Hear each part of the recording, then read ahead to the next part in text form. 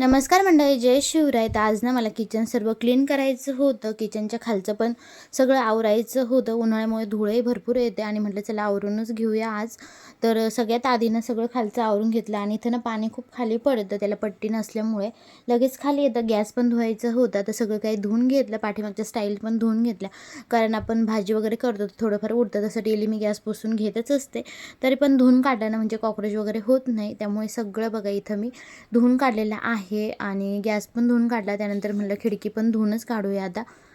त्यामुळे मग खिडकी पण धुवून काढली आणि भरपूर धूळ आणि लगेच म्हणजे अशी धूळ लगेच येऊन बसते.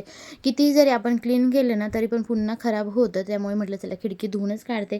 सगळं काय वरचं धुवून घेतलं. खाली पाणी पडलं होतं, तर खाली पण किचन ओट्याच्या खाली जे असतं ना आपले डबे वगैरे ठेवतो, ते पण चांगलं घासून काढलं, धुवून काढलं आणि फायनली किचन एकदम चकाचक झालेलं आहे.